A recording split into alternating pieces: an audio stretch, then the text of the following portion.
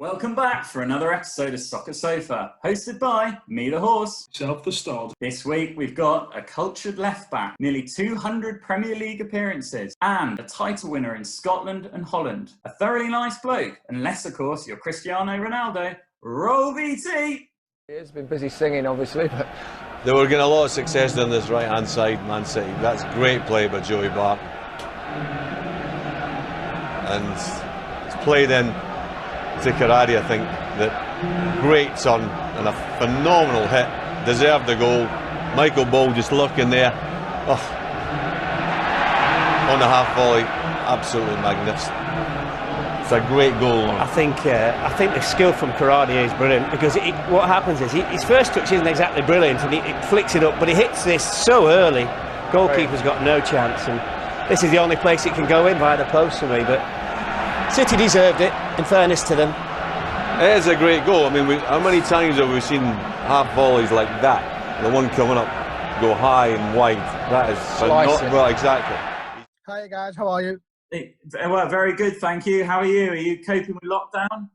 Yeah, it's not that bad, to be fair. Just spend a lot of time with the kids, trying to homeschool them and get them outside when we possibly can for an hour or so, and then watching Netflix and playing games. So it's sort of like the longest summer holiday ever at the minute. But it's all the weather's been good, kind to us, so it hasn't been that bad, to be fair. But you know, we're just missing the football really. So tell me about it.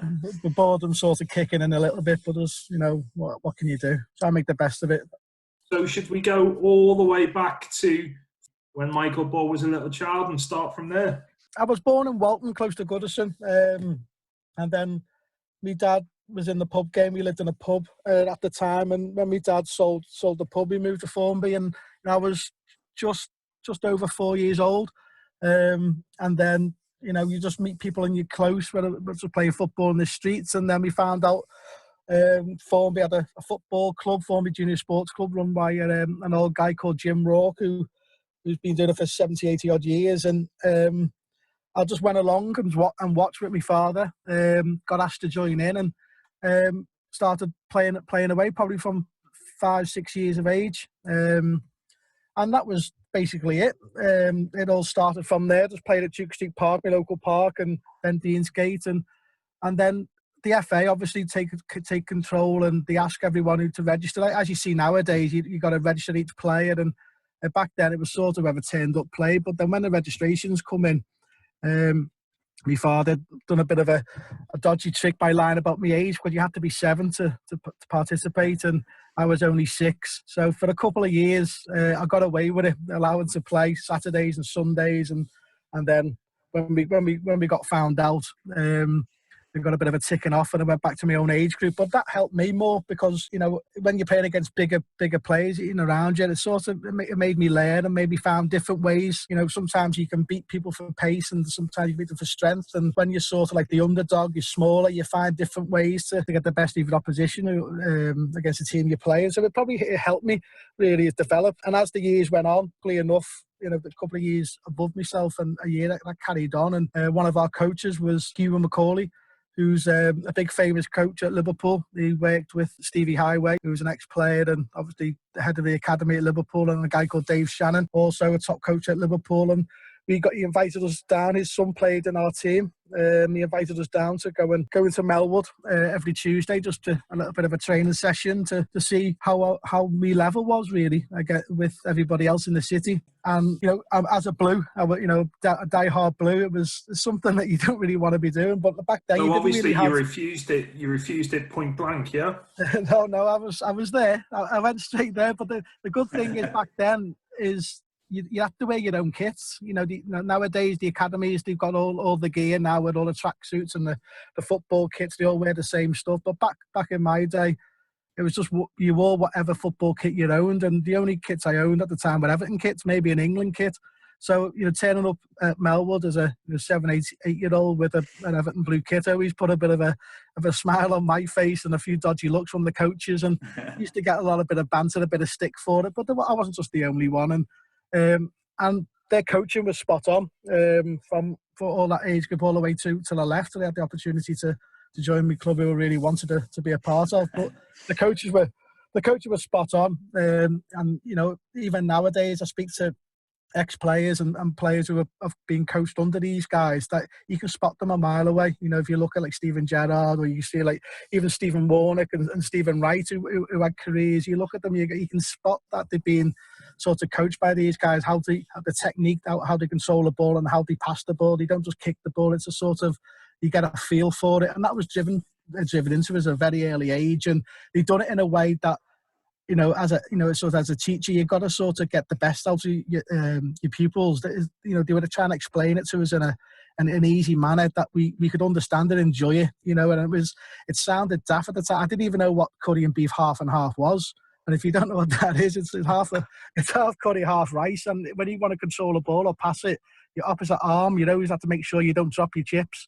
And that was, we were like, what is he on about? You know, and then you're looking at yourself in a mirror type thing, and that's how they used to explain it to you. And it sounds daft, but you see it. I still watch them now, the Premier League, and you see some of the players who pass the ball a certain style, and you go, they've been coached from Stephen Highway and Dave Shannon and Hugh McCauley, and it always brings a grin to my face. And they were great at making it educational, but letting you sort of go away and be your own player as well, to come up with your own ideas. They wouldn't sort of tell you step by step of what to do, where to go, you know, who to pass to. You had to sort of figure that out yourself. But the technique, the basic techniques of controlling, passing, keeping the ball at your feet, always keep your head up high, all the basics that work 9 times out of 10 if you do it correctly, and your step overs and your Cruyff turns, the basic skills that you know, to help you develop as a player. We've done them, we drilled them in like day after day every time we were there. That's all we used to work on, and small-sided games. And, you know, nowadays, you know, I go back to the academies and see my friends' kids getting coached, and it's the same style as there. That same remit is still embedded in how Liverpool coach their players. There's something wrong there, because I can categorically say I've never dropped my chips, but I didn't make it. You never listen to the bit where your eye on the ball. Sorry, there was more. I just heard the chips bit. So let's move on. So in '94, am I correct in saying you made the move to Lilleshall? Yes, that was a scholarship that the FA used to have for many years. So basically from around '93, you start having trials. So I was at Liverpool, so they put a handful of their sort of best players into Keele University. Then Everton did. All the Northwest clubs do the same thing. You have a bit of a trial base there, and then you get selected from them to go to a North sort of trial basis again, and then you bring the South and the North together, and then there's only 16 of you get selected to go on a scholarship for 2 years. Lilleshall was the England's national school. There was the gymnastics and hockey, and obviously ourselves were all based there. And then we went to just a normal local school in the area, all on a bus. But our football was sort of priority. You know, we wouldn't do PE. We weren't allowed to do contact sports in the actual school. So some mornings normal day would probably be a Monday school, and then training afternoon. Tuesday we'll be training Tuesday morning. Then we go to school afternoon, and then Wednesday, Thursday, and we'll be all afternoon football. And then every weekend, every Saturday, you'd be playing against a team from wherever the pupils were from. So I was say Everton by the time I got selected. So Everton would come up with their best team and play against us. Then Liverpool, Man United, and so every week there was always a competitive game against all the big clubs and the best clubs around. But you know, because we were the head and shoulders above everyone, and we used to, you know, some of the results used to be quite embarrassing for clubs. So it was difficult when we were there the second year to actually bring clubs to turn up and play against us, because they didn't want to have the embarrassment of some of the players that they had and the confidence that they've been blown away. But you know, we had a great team. We always got our homework and stuff like that afterwards. We used to get drilled into us that out of this classroom. There was 2 years. We were under 14s, and it was a year above us. So there was 32 lads all living together. So that you could, the banter at that age was fun. You had to you grow up very, very quick, even though everything gets sort of done for you. But you sort of had to sort of find your own way of sort of surviving and focusing on your schoolwork, and then sort of mixing with a group of lads, and then also concentrate on your football.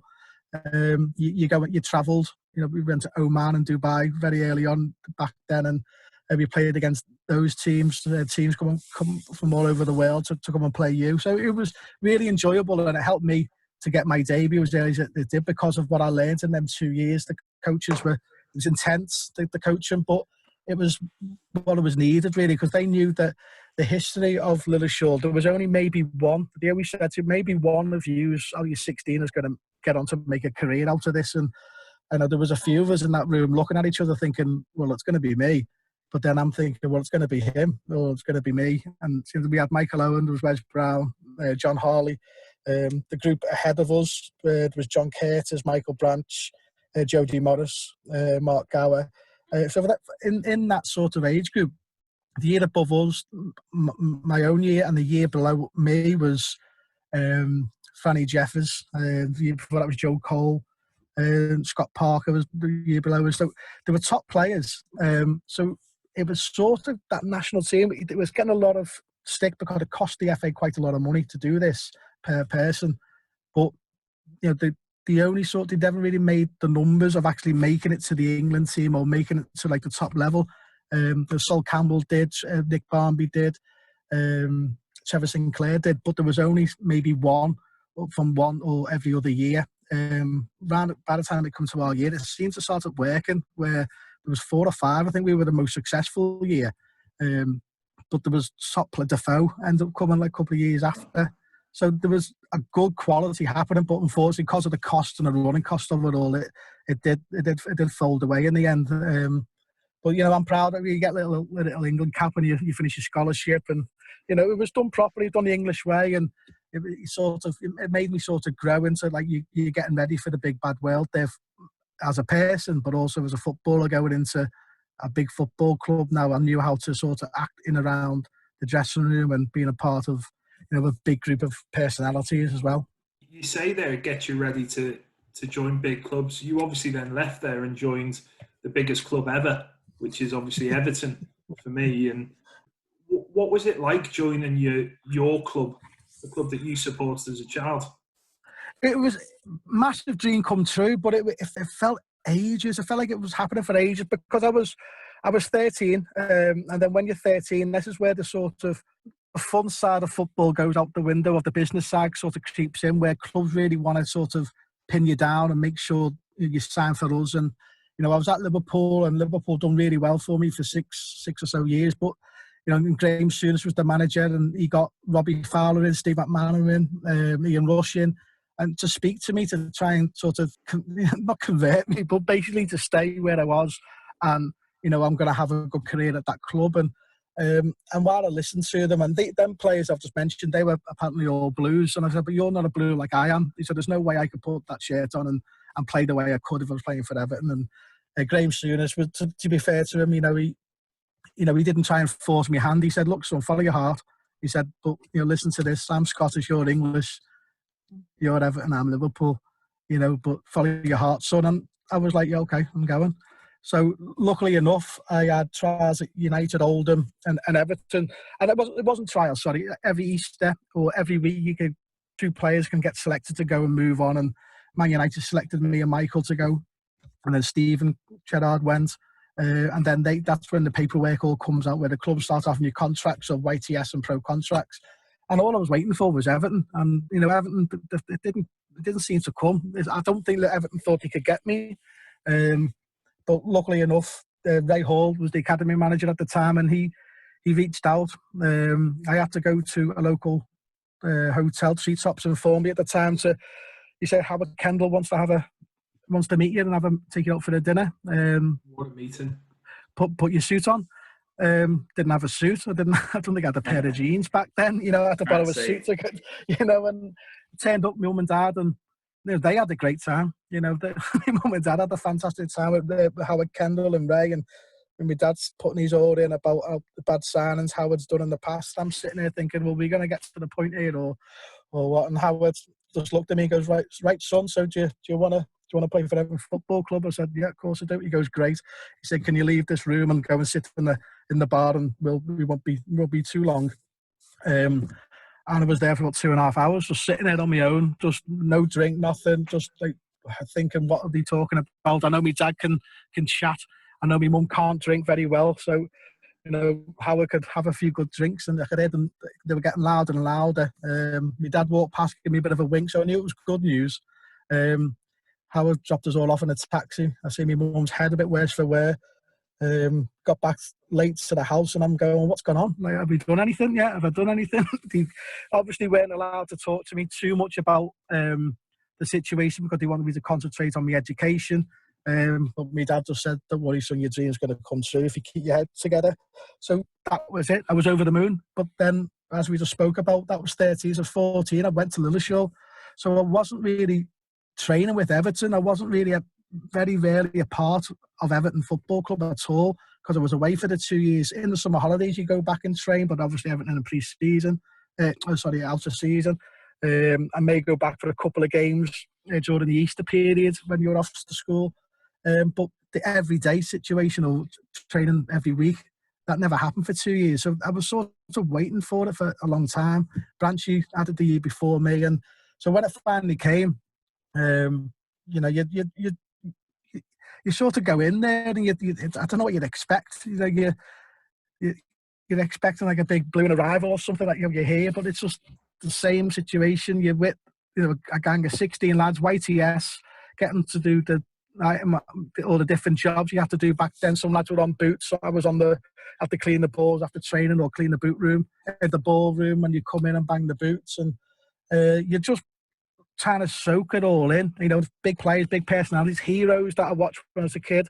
I've been going to games since 3-4 years old, like Neville Southall and Big Dunk and Dave Watson and all these big players sort of in and around you, and you're sort of part of that group, and you sort of look at it in envy thinking, well, Belfield was a great training ground. The pitches were fantastic, but the actual building was pretty small with pretty small dressing rooms, and we were in the sort of first year YTS, and then there was a sort of second year YTS, and then there was sort of the pros room, and you just wanted to get to that pros room. What do I need to do to get into that dressing room to start being a part of Everton Football Club as a professional? And you're YT, and you're trying to you probably do a lot of stuff and you don't really want to be doing, but it's needed. You've got to do it to have the opportunity to get a bit of respect from everyone around you. And luckily enough for me, it was Jimmy Gabriel, an ex-player and ex-manager, and worked under Howard. He was the reserve team manager, and after a couple of weeks of just being in and around the YTS, the reserve team was suffering. They didn't have many players. There was Paul Rido, Anders Limpard and Vinnie Samways, and they were good players, but there was probably only about 9 or 10 or less, I think, the reserve players. So they needed to fill that with players from the YTS. So luckily enough for me, there was myself, Michael Branch and a few others joined in to have proper sessions, and I started training with the reserves regularly, and then I started playing with the reserves regularly. So that was a quick stepping stone. I think that was the backup of what I've learned. I had 2 years of everyday training that sort of give me that jump up instead of sort of doing a whole year's YTS. I was only there for maybe a month or so doing the normal YTS stuff. I still do my jobs, but I was part of the reserves, and every blue moon, if there was the first team needed yet, or you play against the first team, I was a part of that. So I was in and around them quite a lot, but then going back to me YTS dressing room, I'm thinking, well, I loved all that. I want to get back into it, and it's time. You can't fast forward time, but at that time, you just wanted to be a part of it all.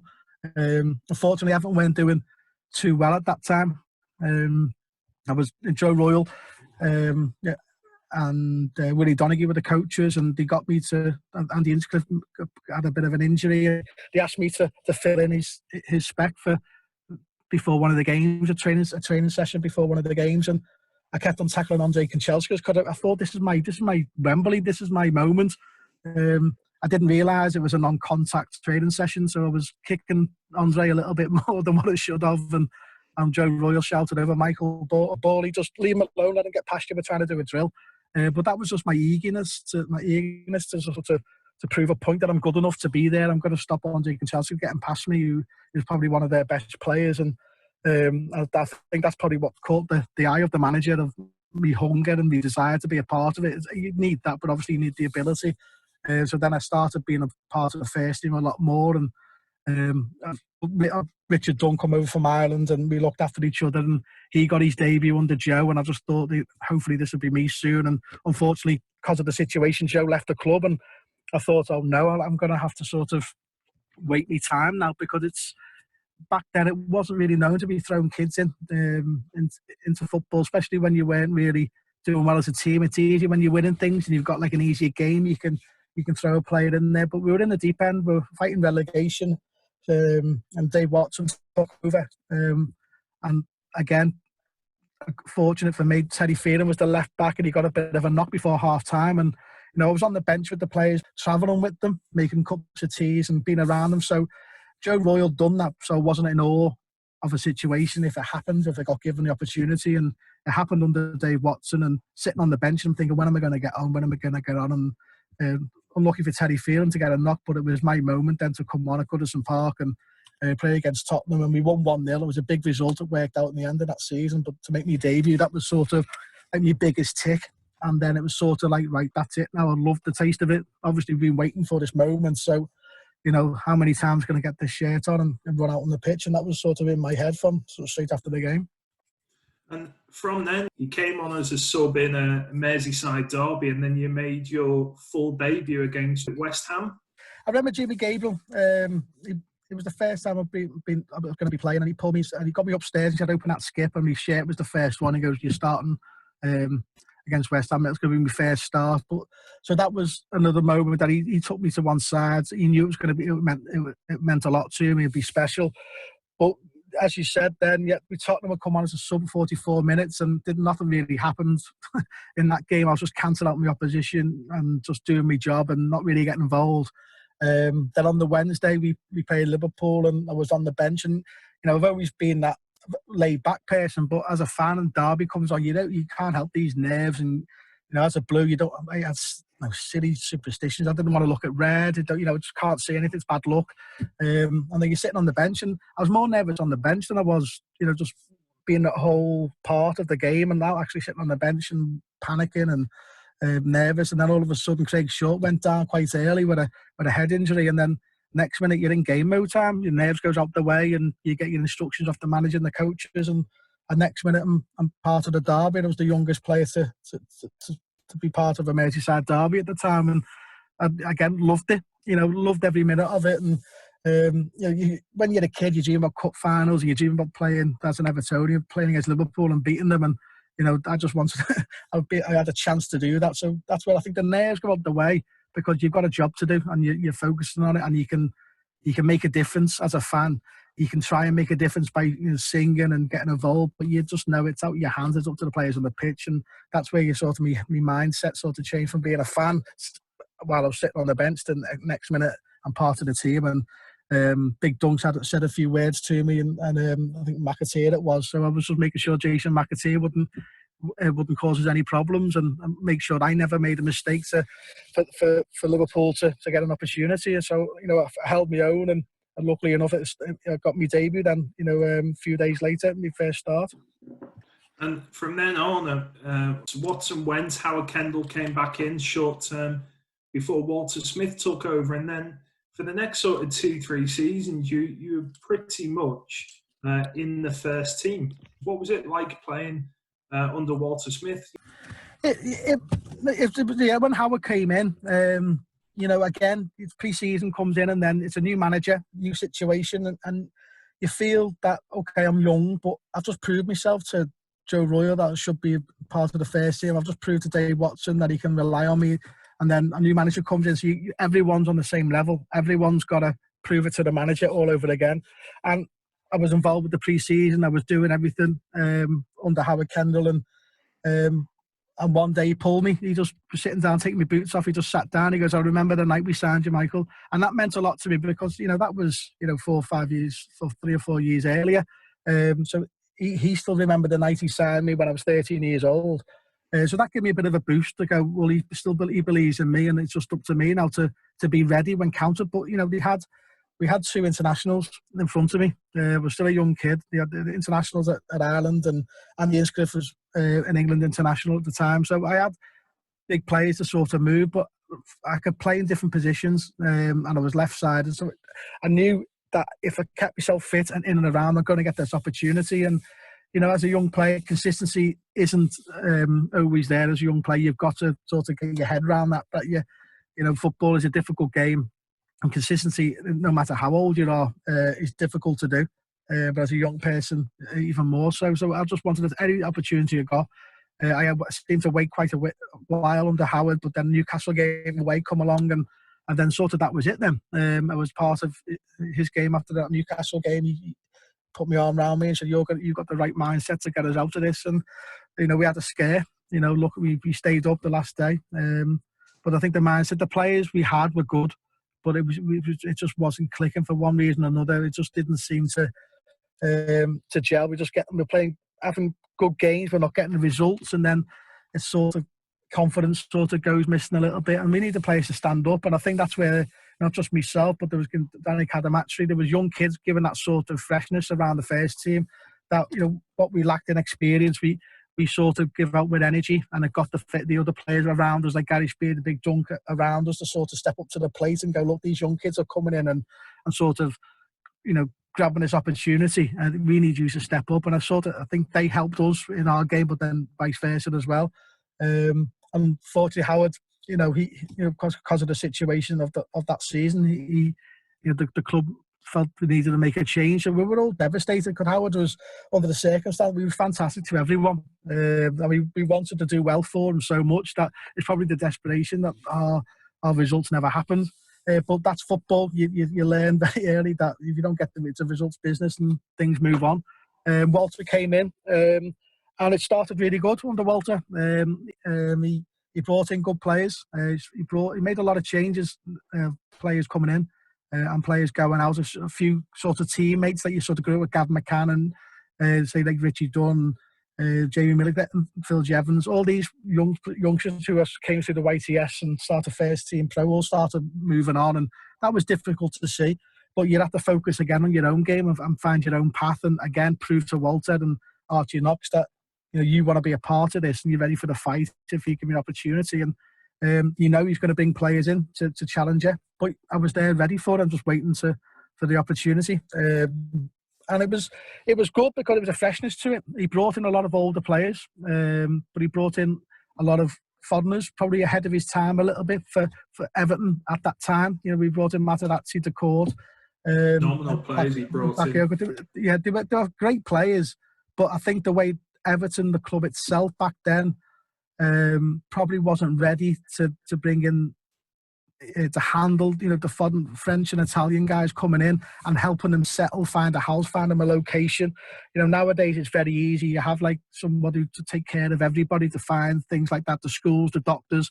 I don't think the club was ready for them type of players. You know, John Collins came as well, but he helped it with them because of his experience in Monaco and understanding the language. So he helped, but and I thought the English game as well. We weren't the best side at the time. We were struggling, and these players coming in had to sort of hit the ground running, and they did at times. But then also, you know, they've never played over Christmas period before, so all that sort of Christmas period where traditionally it's the English time where we play so many games in a short space of time, it probably drained these players, and we wanted these to step up and be our bigger players, and sometimes they found it difficult for the way the Premier League was played back then. It was very kick and rush, and very physical.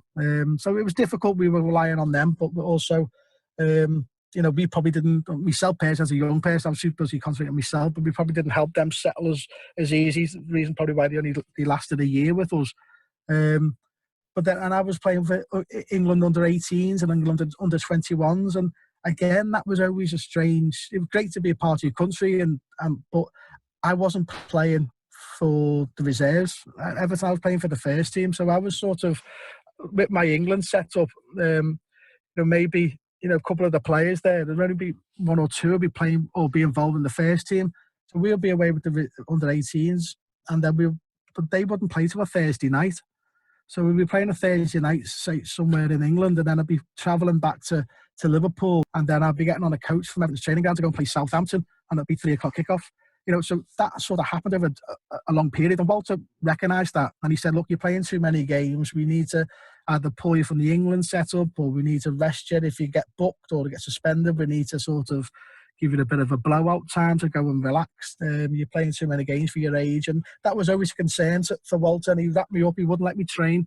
I wouldn't train maybe 3 or 4 days, and then just train a Friday, play the weekends. So he was trying to protect me. But then, as you get older, you got to take on more responsibility. And he said, "That's it. You know, you're part of the first team now." He brought in players. He brought in Pistoni, to challenge me. He brought in Gary Naismith to challenge me. So that always sort of we had. I used to always think, why? We don't need another left back. I'm here, so we don't need 3 left backs. We don't need bring David Unsworth back. There was David Unsworth, Gary Naismith, and Pistoni, and myself. And I was thinking, well, he obviously doesn't rate me, so I'm going to prove him wrong. We had other positions we should have been improving. Either centre half or goalkeeper or striker. We didn't need 4 left backs. But it was the way Walter played. He liked playing a big back 5. And that sort of helped me because I could get in the team. If he wanted to play Pistoni left back, I could play left wing back. Or if he wanted to play Unzi there, I could play left centre back, or I could play left of a 3. So it sort of helped me that I could find a position on the pitch to play, and I could play them positions. I played midfield quite a lot for him. But personally, I thought, well, that's his way of saying, Michael, you need to do more. You need to do more. And I got my number 3 shirt, the shirt I always wanted. But then when the new players come in, obviously they demand the shirt number they want, and then I got moved back from, my first number was 25, then I got down to number 3, and you sort of not think you made it, but you've got the shirt and you just want to keep that shirt forever. And then the new guys come in, and I went to number 12, and you didn't get asked. I was that young, I didn't get asked what number I could have. I just got given number 12, and I thought, who wants number 12? Well, Cherry Henry changed that, but at the time, 12 was like a sub. I was going, I don't want number 12, but didn't care. As long as I get a chance to play football, I just knew that if he gives me an opportunity, or injuries happen, suspensions happen, I know that I'll be able to prove him wrong. And I found him difficult near the end to sort of play for. But strangely enough, in my final year with Walter, I probably played my best football for Everton, alongside help with David Weir and Richard Goff that he brought in. Richard Goff I thought was fantastic, helped my game a lot, changed my sort of mentality of how to speak to different players. I was probably a bit too aggressive at times. Frustration when things are going wrong. I probably said things the wrong way, even though Walter and the players knew. It was just my sort of anger and frustration, where Richie had come over to me and explained, yeah, you're right, but you're doing it in a way that you're not going to get the best out of your teammates. And that always made a note in my head to, yeah, okay, not everyone might have the same sort of mentality as you. And what happens if you've done that same mistake? Would you like someone to be screaming and shouting down here? And that sort of made me develop to understand different players, and not certain players from different areas from all over the world can take things in a different way. So I just thought it made me be a bit bright, a bit clever on how I approached sort of my teammates at times to get the best out of them. And strangely, as I said, I went on to get Player of the Year that year, and I thought, that's it, now I've proved my point. And there's talks of a new contract. I'm going to be the captain, and everything looked rosy. And then total opposite happens in the summer. You're talking about players that have had big influences on you, and I'm picking up a few managers that were quite big parts. So Joe Royle, Walter Smith, but there's some other pretty big managers you've worked with as well, like Ronald Koeman, McLeish. Who was the one that kind of stands out to you the most, the one that you enjoyed working with the most? It's a very difficult question because, they're your managers, they're your boss. So, you have like a friendship with them. So probably with Howard, I was closer to Howard the way he was more of a friend of the whole group. He sort of knew who to speak to. If he wanted a sort of a reaction out to you, he'd go around it a different way than probably other managers. But then you have like Dick Advocat, who was like a little general. He was very sort of, I think he was at Rangers. He was very sort of demanding and wanted to do everything. It's the first time when I went to Rangers, I've seen a manager do everything. He done all the coaching. He done everything you could think of. And that was the first I've seen. But obviously when I was younger, coming through, with Jimmy Gable, Joe Royle, they had great coach, Willie Donoghue, again, probably ahead of his time. He was talking about all the science stuff that we talk about now. We were doing that back then. But we thought he was a bit of a Fruit Loop at times. You think, why are we doing this? Why is he getting big dunk to do yoga? It was, we used to laugh about it, but now it's the norm. He was probably ahead of his time, and it's taken the best out of everybody who had an input in your career. I always thought if I go into coaching, I've been taking bits off even Stephen Highway, as going back when I was 6 or 7, how he approached things, the Howard Kendall, the Gad the Cat. And everyone take the best of what you think, what I took out away from each manager. I thought Gus Hiddink was strangely very, very, well, obviously very, very successful, but strangely made the game so simple. It was untrue. And normally a lot of managers or coaches might get the tactic board out, and next minute it looks like you're having a massive sort of science lesson, and you're thinking, right, don't really get this right now. But his job at PSV, where PSV's sort of remit was to get the best players they can from South America or all over the world, and they could do that because of the Dutch visas. So they would take a gamble and get someone from Brazil or from Peru and train them up and then sell them, and then that was their model. And it's so successful. When I'm signing there, and you look at all the names of there was Ruud Hullens and the Koemans, the ones that we know of.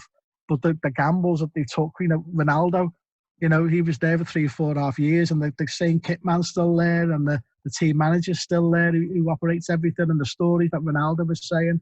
Jaap Stam, Romario. Again, so they brought, and I could go on. There was about 15, 16 more of these players who have come from these continents, and I think the way Gus Hiddink, he knew how to handle these players because they were big characters. I think the stories you heard about Romario, he wouldn't train with he wouldn't train with the team. He'd be getting a massage. And then for the last 15 minutes, he'd go, I'm going to go score a hat-trick, and pop out, score a hat-trick, come back in again. He had his own sort of striker coach that he goes, I don't need to learn how to keep the ball, just pass the ball to me and I'll score. So that was sort of he knew what he wanted for his best. So their job was to get the ball to him in the penalty box, and he only trained in and around the penalty box. And the different languages, football can be sort of, people can make it confusing.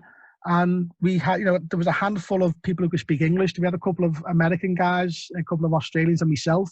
A few of the Dutch boys could obviously speak English. But we had probably a group of 12 players from South America who couldn't speak a word of, English, couldn't speak a word of Dutch. And we had to sort of find a way of playing football, and he made the game so simple. He'd speak to you 1v1, give you your jobs, but then every team talk would be in Dutch, everything would be all in Dutch. We're looking at each other thinking, he hasn't got a clue what he's saying, I haven't got a clue what he's saying, but we knew football's one language if you get coached properly, and Hiddink was a good coach, and he just seems to be the master of doing certain things at the right time, where we might feel as an Englishman that's easy, if you're 0-0 and you need to get the win, you just put the big man up front and you hopefully get the winner. And he'd done that so many times. We had Fafan, who went on and had a great career with Peru and Schalke and PSV, obviously. And then they bring Hesselink on, who was a bigger guy. And then we'll get on. We won the title, and unfortunately, the worst day of my life was getting beaten in the cup final against Ajax. But it was an eye-opener for me, because it was sort of in England we used to make excuses of, he needs a year or so to bed in or to learn the language. That's no excuse. That's you trying to find an excuse. And if you get coached right and you've got the right mentality, you can be successful if you work together as a team and as a group. And that's what we did in Holland. So that was Hiddink's way of doing it. Stuart Pearce was a new manager when he took me to Man City. He was new to the game, or new to being a manager. And you could sort of tell that because he was a player manager, and that was a slightly different role. Stuart Pearce is a great guy. But, again, he was a left-back, a guy nicknamed Psycho, and you just think, he could be an angry person, but he wasn't. He was very, very softly spoken, top man, and just understood the players a bit more. And I think that step up of being a player manager to a manager, it probably wasn't the right thing to do, because so many of his players were his mates. And that was a bit difficult to sort of step away for him, I think. And then after that, Sven Gordon Eriksson came in, and Sven, I played with him with England, but I've never worked with him day to day. And Sven was, we all knew what Sven was about in the media, but working with him every day, he was such a hard worker. He he done everything himself. He never missed. He was there every day. You know, some managers you wouldn't see for a couple of days and let the coaches do, but Sven was there every day. We were in every day. A normal week in football is Monday, Tuesday, Wednesday off, Thursday, Friday game weekends. That's the norm if you didn't have a midweek game. But with Sven, he went the Italian route and we never had a day off. The training session would be shorter, but we were in every day and doing the same drills, and he had money to spend, so he was bringing players in to go, look, we're going to push you, but I'm going to make you a better player. If you want to go, come and knock on my door. If you want the challenge, stay, and I'll make you a better player, and it's up to you. And a few players walked away, a few players wanted to prove a point. But so going back to your question, sorry, it's everyone sort of. That's exactly where I wanted you to go. It's sort of the way they go about certain things, and Sven, I thought he was fantastic, but the moments in probably during my career where you haven't played that well as the team or personally, and you're walking at half time thinking, oh no, what's the manager going to say? What's the manager going to say? When you've done it with Sven, nothing happened. He still talk in the softly speaking the way he was, very quiet. And he had a demeanour when he spoke. He was very quiet. So you had to really be quiet in the room to listen to him. He wasn't a boomer. He wasn't a shouter. And everyone had to be quiet. He just demanded that respect by just walking in the room. And everyone had to really be quiet. He couldn't sort of kick your boots because you miss what he's saying. And I think that's probably what, for me personally, that's probably what was missing in his game, where there was no sort of rollicking at half time. His attitude was, well, you won't play next week, which should be enough. But it's just the way I was sort of being brought up and the way other managers have sort of gone about certain things at half time, where you've had the sort of Alex Ferguson sort of hairdryer, and it made you go out and have a bit of reaction. That was probably what Sven was slightly missing for me. But he was fantastic as a coach, and he worked on defending a lot, which helped me and made me enjoy the training sessions a lot. He must have really rated you, because I think you were with him at City, and then he gave you your England call up. Then didn't he send you at Leicester as well? Yeah, well, he gave me England cap when I was at Everton, and unfortunately that was the only one I got. I was involved in the England setup a few times under Kevin Keegan first, then it was Peter Taylor, then there was Sven. But the only time I got on the pitch was with Sven's first game, and then unfortunately the move to Rangers and my injury out for a couple of years. That was sort of my England career really sort of over. Ashley Cole and Wayne Bridge emerged, and that was always going to be difficult for me to sort of move them to at similar ages, and they had 2 years head start on me, so that was buttering. But then working with him at City, he knew of me, that helped me. But he also brought in, like all the managers do, he brought in his own players, and I had to sort of take a back seat and think, well, when am I going to get my chance? But he did say, look, you're going to get your opportunity, just make sure you're ready. And as a player, every day seems like a year. You go, when's my chance going to happen? And we got my chance, and he was a fair man. It wasn't just for myself; it was every player. They had three good goalkeepers. Man City at the time, international player was Isaacson, who was the number one. They had Kasper Schmeichel and they had Joe Hart, and they were two youngsters coming through. And Sven said to them, basically, you're going to play 6 games each. Don't care how good or how bad you play. You're playing 6 games, and then I'll make your decision after that. And I think played the first 6, and then Kasper played the second 6. And Kasper, I think, was close to getting player of the month, or I think he probably got it in the club. He was fantastic. We had some big results because we were top 3 or 4 during this part of the season, and doing really well. But even so, he was a man of his word and still give Joe Hart his chance, even though Kasper was on fine form. And then now the rest is history, really. We know Joe Hart ends up staying and taking over, and leaving Kasper to move on. But that was the way Sven was. I've got money. We had pretend money from Thailand. I'm going to be bringing players in, and it's up to you. If you want to stay, have a battle, and make competition. Competition's good for everyone. Look after each other as a squad, and help each other, push each other, and to be your best. Because there were so many games for Man City then. We got into Europe, so you're playing the very early kickoffs in the pre-season. We only had 2 weeks off. So there's going to be games, opportunities with the European early Premier League rounds, and you've got the League Cups. Now in football, you're going to get an opportunity, just whether you're mentally and physically ready to show it. Just rewind slightly with the England call-up. I'd love to know how that process worked?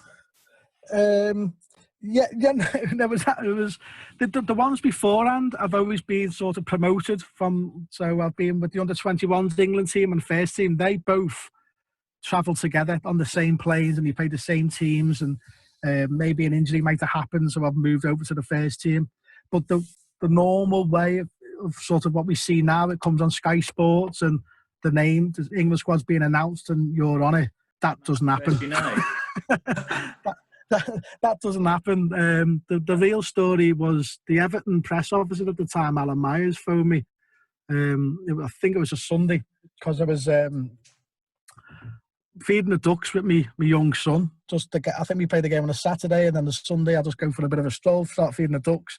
And Alan phones me, and Alan's the press officer, lovely guy, works for Sky Sports now, but he's he used to try and get you to do certain work for media, which as a player you don't really want to do in case you said the wrong things. So half the time you put the phone down to him, or you have a bit of a joke with him. So he phoned me and he said, "Paulie, good news for you. That you're in the England squad." So I had a few choice words. I put the phone down to him. I thought he was trying to wind me up, and then he phoned me back. He goes, "No, seriously, you're in the England squad. I've got the facts here." So I was like, "Oh right, okay, great." Sort of not trying to, didn't really how to take it, and then it's only you have to get in the car, drive home, and then look. And I think teletext was still back on then, and then got my mum to look at teletext and go, "Yeah, he's right. Yeah, I am." So then that was it then. So I had to phone him back up and go, "So what do we need to do? Where do we need to go? And how does it all work?" So it was sort of not the way you'd probably expect, but that's how me first sort of full squad, and it was sort of big news because it was Sven's first squad as well. So the media all around Sven was huge. So meeting up with all them players, bit of a schoolboy had I found myself quite early on. I don't really like being late, and I think that was a Lillishall situation. Every time I had team meetings, I always wanted to get there at least 5 minutes beforehand, and make sure people weren't waiting for me. So I got down to the first sort of lunch that we had a bit early. Probably far too early, probably too keen because of being involved in it all, and just sat on the table, and then all the other players started strolling in, slowly one by one, and then I looked to see like there's, David Beckham sits to my left, and then to my right there was Phil Neville, Gary Neville's opposite me, the Nicky Butt, Scholes, and then I just heard a Scouse accent go, "Sat in the wrong table there, Paulie." Then I looked over and I seen like Robbie Fowler, McMahon, Jamie Redknapp, and Carragher and Gerrard all in the other. But there was still the Liverpool Man United divide there. It was, well, yeah, I was the only Everton guy there, so I have to try and pick sides. So what do you do? Do you pick Liverpool? Do you pick United? I was trying to look. I should have looked for the rest of the world table, but it was. It wasn't. It wasn't divided always like that. It was sort of like it was in Holland to me. I think in England they try and mix people up, and then some people don't feel as comfortable in a certain environment. In PSV, they just had the guys from the rest of the world together, the Dutch together, South Americans together, because it was, we're mixing, but we're not. You've got to be comfortable in your own surroundings. And these United players, as we know, they've been together since day dot, so they're always going to sit there. You're always going to sit next to your mates in school, aren't you? But they made me welcome. They were asking about me and family and bits and bobs. So they made me feel welcome and I'm comfortable as quick as possible. But I just knew that I wouldn't be sitting here again.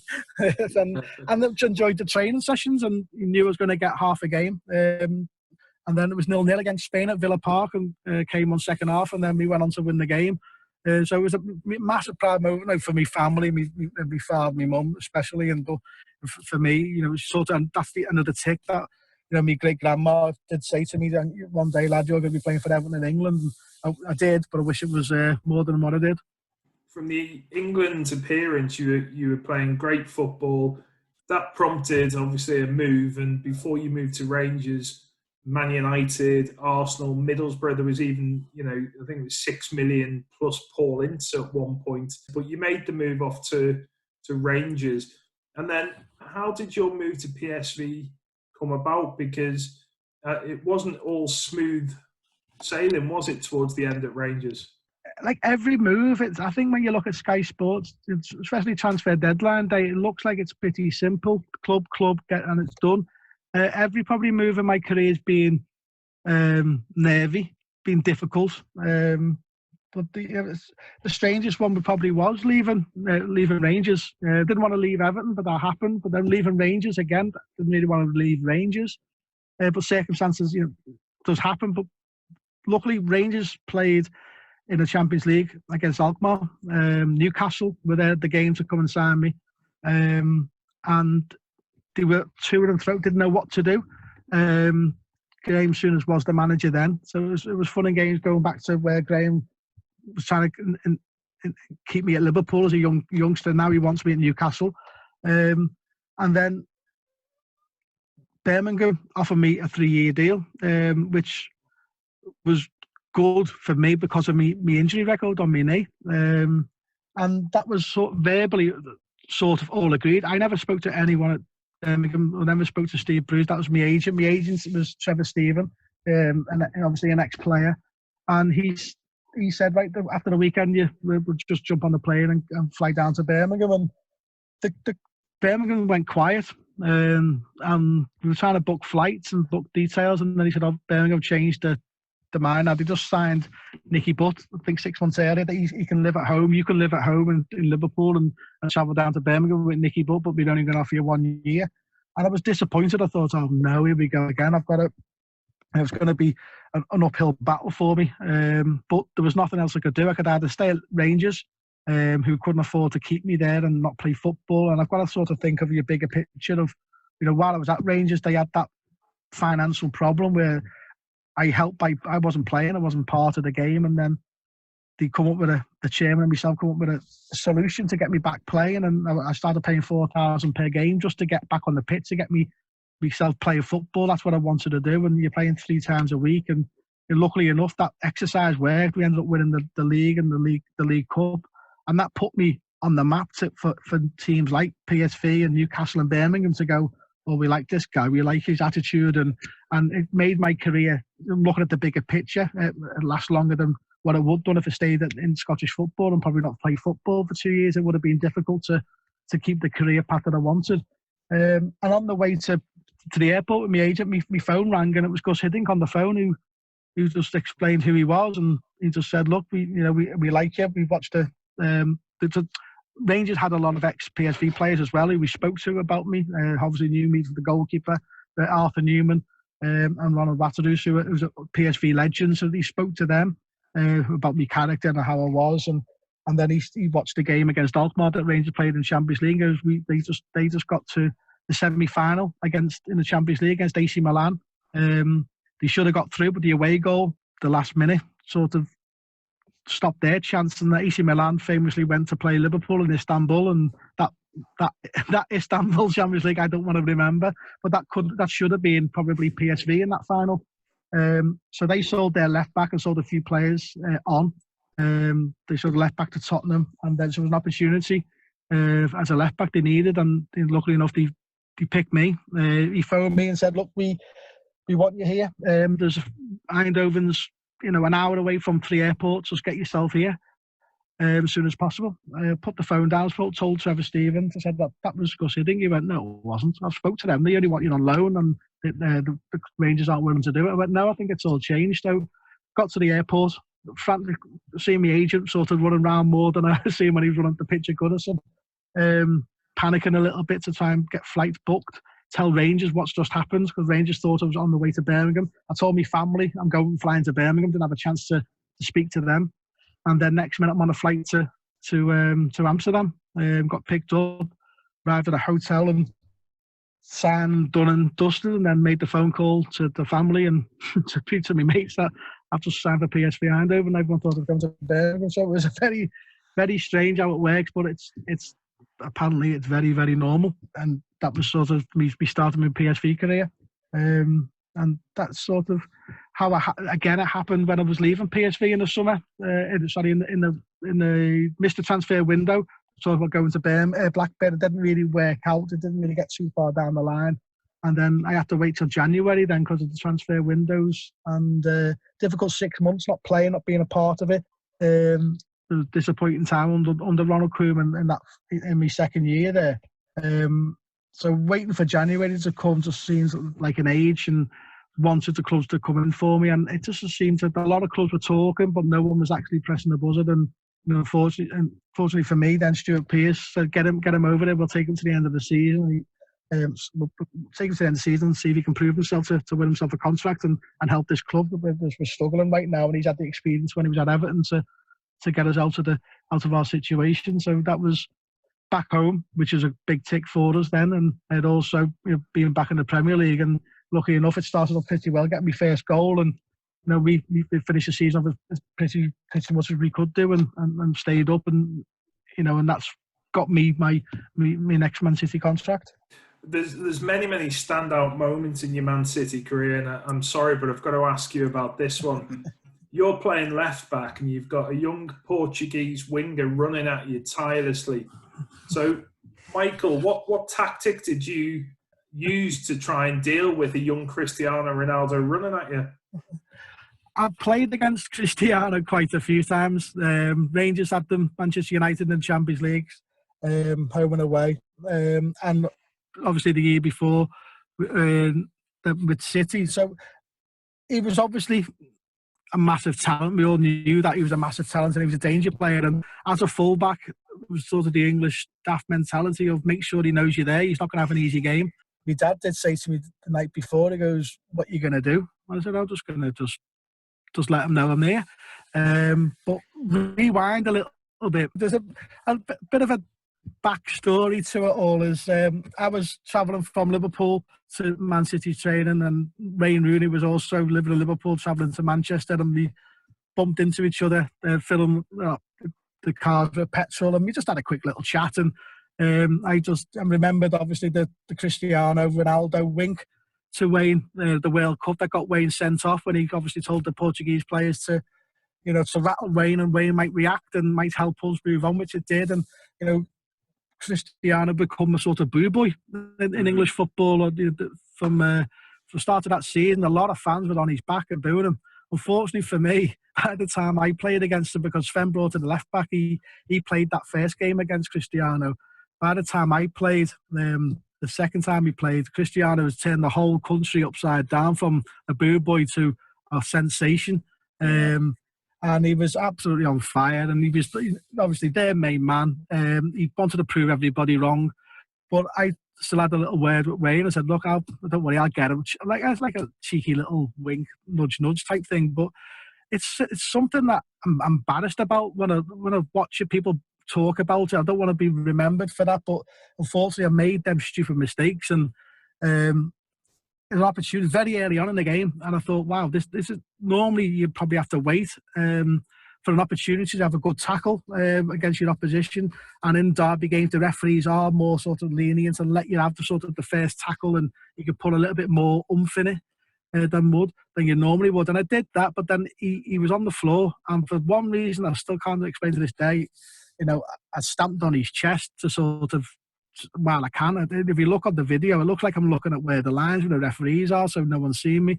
No one's seen me, got away with it. Ended up finishing the game. I got brought down near the end.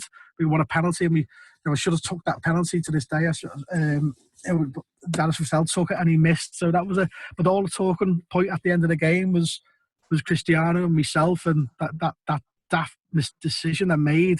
And I felt really awful afterwards. A lot of people were saying, like, well done, I wish I could do that. And I was like, you mad? It was just really terrible, like embarrassed to talk about it even now. And I wrote a letter to apologise, and the FA knew about that letter, and that they sort of banned me then for the next couple of games. But I've never been sent off in my career, so they knew that sort of, even though I liked a good tackle personally, I wasn't a dirty player, I wasn't sort of a nasty player. It was sort of this moment, I just don't know what came over me to even do it. I don't know what was I going to gain from it. And Cristiano showed the type of character and player he is. He as of probably what I was talking about earlier, when against wingers, are normally small and weak, and you can get in the face a little bit, and they won't feel up for the battle. But Cristiano was the opposite. Then he'd get up and prove it wrong, that he's got it being stood in his chest, that he's going to get up and win the game for his team, and that's what he done. And probably rattling Cristiano was probably the wrong way to go about things. And he's such a fantastic player, and I think we've got to be really, I talked to my father and my granddad about certain, footballers and generations, and we've got two massive ones in the world with Messi and Ronaldo, and everyone has the opinions. That I do really think Messi, but I've never played against him. I don't like playing against small players who can move the ball like him. But you just got to just sit back in awe and just watch these two players just take the game to a whole new level that's never been there before. Towards the end of your City career, again, you had another injury. Well, I mean, that must have been frustrating in itself. But then you've almost had a 2-year break from any football at all. Take us through that time. Yeah, that was a difficult time. We, as I said earlier, my first national contract with Man City was just 6 months to prove it, and Stuart Pearce was going to give me a new contract, but then obviously Stuart Pearce moved on. Sven came in, and I hadn't had a contract, so Sven said, "Look, well, if you want to come here, I'll give you a 1-year deal and see what you like, and see if you're up to the level, up to the fight," which I did. We signed, and then again, unfortunately for me, I was about to sign a new contract under Sven, and then he got sacked. And then Mark Hughes came in again, and then Mark Hughes said the same thing to me again. He said, "Look, well, you're here. We're going to be bringing more players in." He brought Wayne Bridge in, and he said, "Well, I'll give you you just fight for your place, and if you're up for it, we'll give you a new contract." And that was going really well. We were in talks with City, and then I played with my knee for many years. If I played a weekend, I wouldn't train Monday. Or maybe I've always have recovery days and get the masters and the medical staff to protect my knee, just to make sure I was ready for the next game. And during my time under Mark Hughes, I very rarely trained because my knee was in such a bad state. The physios were really having a go at me for sort of saying, "I want to play football." I said, I want to play because I need to prove that I can play so I can get myself another contract and stay here. If I say no, I'm going to go on the operation table, and then that's it. Then I'm out. And I said, my knee can't be that bad because I'm playing. I've got player of the month. I've got I'm getting man of the match at certain games. So I say, how come my knee can't be that bad if I'm playing in the Premier League at the top level and still come and doing well? It can't really be that bad. But then I knew it was bad because I was struggling to get out of bed. I was going down the stairs on my backside. I was getting in the car, struggling to get out of the car, travelling to Manchester. And the reasons why I wasn't training, but all I was bothered about was get my knee ready for the game. And then, I didn't really care about training, and that's what I was doing. But time after time, it sort of, it just get worse. Obviously, the pain would last longer. And unfortunately, talking about contract talks, it was sort of a back burner, and Mark Hughes made a decision to play me. And I should have been big enough and man enough to go, "No, I can't play." But when someone tells you you're going to play football, you very rarely say no. And because of that contract was sort of, I knew I needed to play to prove that I can still play so many games in a season and still be fit and prove to Mark Hughes that I deserve a new contract. I didn't. I just gladly took the chance, and over that Christmas period, I played so many games that was just the end of my career. I went to London with the physio. I couldn't lift my leg up on the table, and he said, "How long have you been like this?" And I went, "Well, probably 12 weeks or so." And he shouted at me. I've had operations in Colorado. I've had operations with him, and he's not bothered about football. He's bothered about me generally as a person and my life after football or with my family. And he goes, "Look, if you carry on like this, you'll be in a wheelchair. You won't be able to kick football with your kids. Why are you doing it?" I said, "Well," I told him. He goes, "Well, you're daft. You're stupid. You're short-sighted. But anyway, this is we'll fix you up. But I don't want you to be seeing. I don't want to see you again." Basically, and that was him saying, "Stop playing football." And that it hurt. I thought, wow, okay, and I did. Mentally, I physically sort of gave up then, because I knew when I went back to City, Mark Hughes said, "Obviously with your injury, you're going to be out for 9 to 12 months now, even more. So obviously we can't offer you the contract, and that was it. But you're more than welcome to come in every day and get the physio that you need." And I did. I carried on coming in every day, and through the summer, getting the physio and being around it and seeing all the new players coming in, and Tevez and Lescott, and the money they were powering in, because we did have money while I was there under the Thai Prime Minister, but then it went to another level what the owners they've got now, and I was sort of thinking I want to be a part of this, but I knew that was it. So basically, it was sort of home time, recovery time, and mentally I retired. I was done. I tried to get fit a little bit, but then a friend knew Roberto Martinez at Wigan, and Wigan's not far from where I live, and he said, "Get Michael to come down, just use our facilities and train and see how he gets on." And I did, and I was thankful that Dave Watson was there. As a reserve coach, I was messing around and training with him, and his reserves a little bit, and part of the first team, and that was going really well, because you can train by yourself and rehab, but being around that team sort of sessions will sort of test me knee to see where I was, and physically I wasn't there fitness wise, like the bleep test, I was just a little bit below where I needed to be, but I knew after a couple of more weeks I'll get there. And unfortunately we had a bad terrible winter of snow, and we had 2 games planned for me to go and play, and to show Martinez what I was like in a game situation, and they obviously got cancelled. Team games. Behind closed door games, right. They are, just because, and they got cancelled, and we started training indoors then, and me and 4G or 3G artificial pitches don't go together. Yeah. But again, being short-sighted, I still wanted to be a part of the first team and train with them, and all I did was control the ball, and James McCarthy was just standing behind me, and my knee sort of made some type of jolt and bit of a nudge, and I just thought, oh no. And that was me sort of chasing a contract, because I didn't want my career to sort of finish. But body probably wasn't ready to sort of go from the couch basically to Premier League football. And then that was the dreaded moment that I had to go back down to London and see the surgeon again and go, right, it's me again. And he went, what are you doing? Stop it. And it wasn't a bad operation, but it was an operation that was needed. And he warned me, and I said I tried. I tried for a while to stop playing football. I just had an opportunity that came, and it just got snowballed.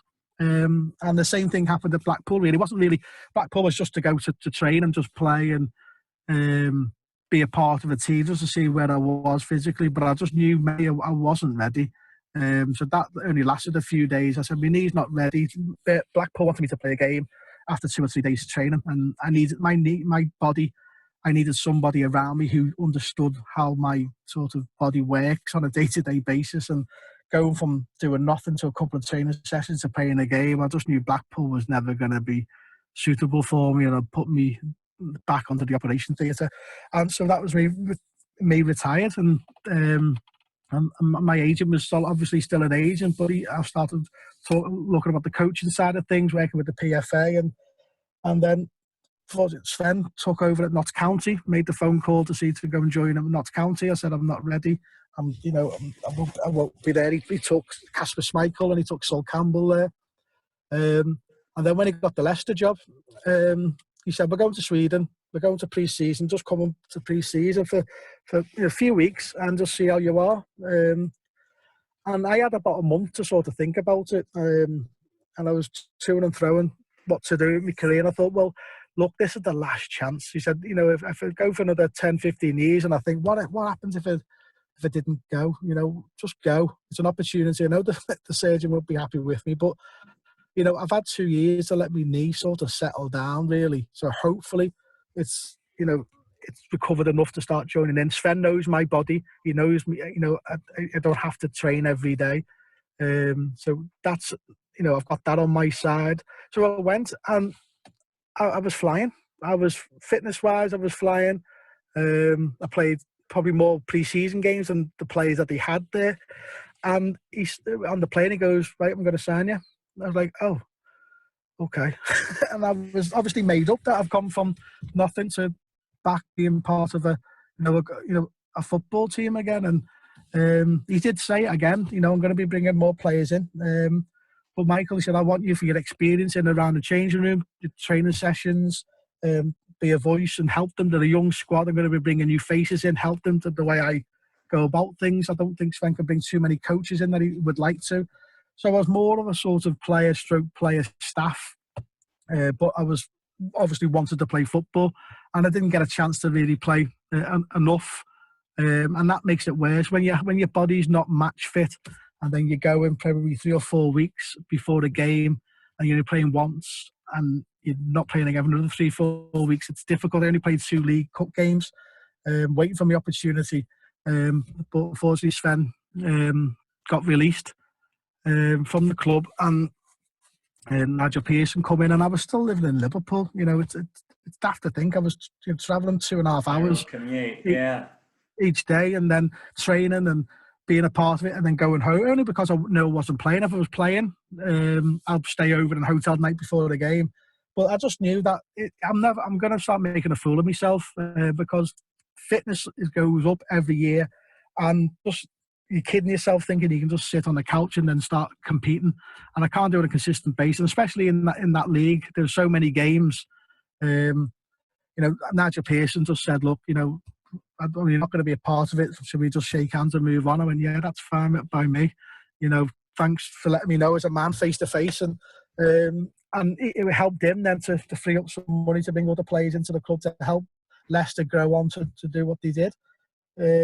So that was sort of an opportunity that I wasn't expecting to happen, but it did, and it was another door that I thought, it's an opportunity, I've got to take it, because I might think about it for years, but I just had that sort of, it's not like the devil and angel on my shoulder. The devil was the surgeon going, I don't want to see it anymore, and then the glory of just doing what you wanted to do as a kid, and it's just play football, and you're thinking, well, for 2 years I've been sitting on the couch watching telly, and while it's good spending time with your family, you're just in a moment you don't know what to do with your life. All I know is football. All I could do was football, and then that's when you start thinking. You didn't think about dropping down the leagues a bit further, where perhaps you could have got away with not training as often?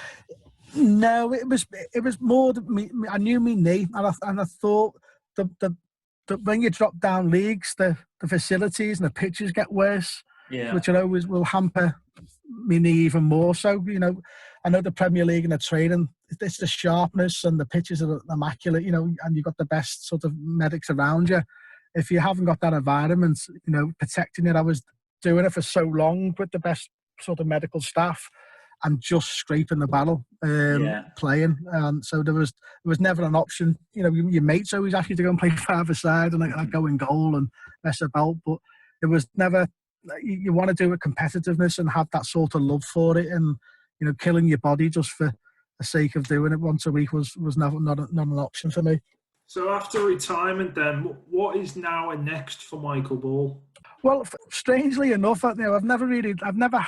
I know Trevor Stephen was my agent, but I'd never signed with Trevor. I've never. I had agents coming to you from a very early age trying to sign you up, and I wasn't a fan of the agent name and the way, sort of the name that they have. They are good agents, they are bad agents, but I wasn't really a fan of them.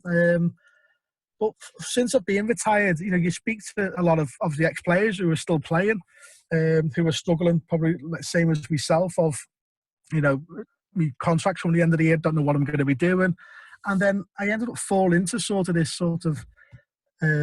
role of sort of helping everybody, and putting them in touch with certain players or certain clubs, going down there and train. Go and give him a shout, he might help you, go and prove you're still fit enough. And then that sort of started being consultancy, and my friends said, well, why don't you just do it as a day-to-day job? It's pretty easy for myself. I can stay at home, I can be close to the family, but all I'm doing is networking and putting people in the right direction as a sort of consultant, and it's sort of just doing it anyway. But then you've got to sort of think of how you're going to live the rest of your life.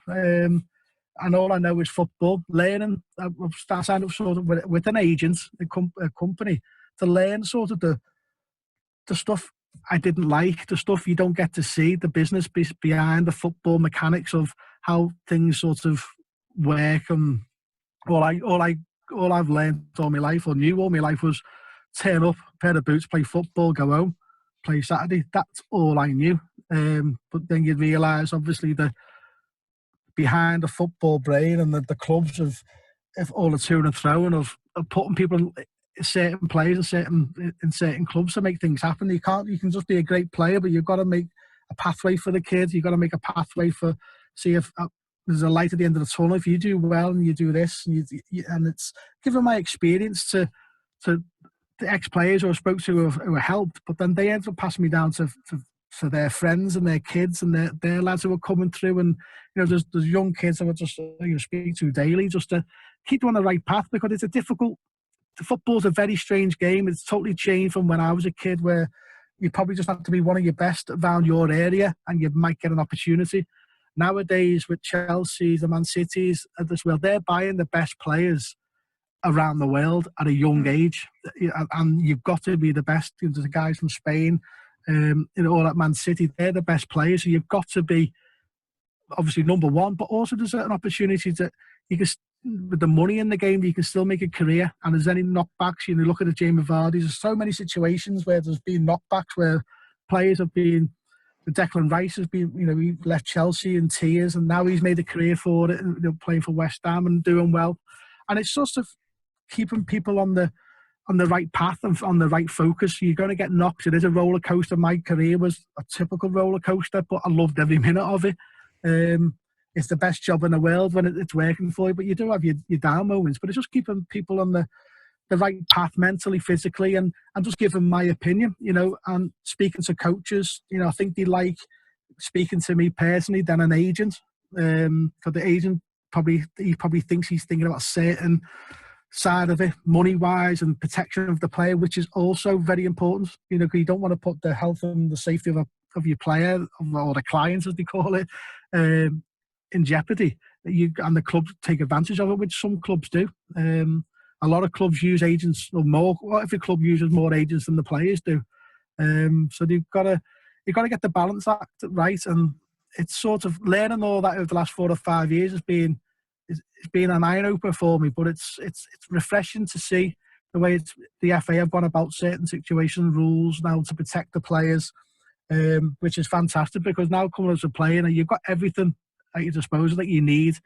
And all you need now is your drive and your determination. And again, you're always going to need that little bit of luck of waiting for your opportunity. But the way the clubs go about the academies and the pathways for each kid is fantastic.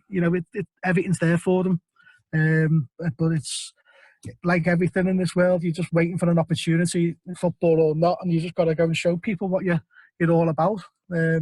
People have their own mindsets. Parents have their own mindsets, and every player, every parent is different. My dad would have been a pain in the backside to deal with.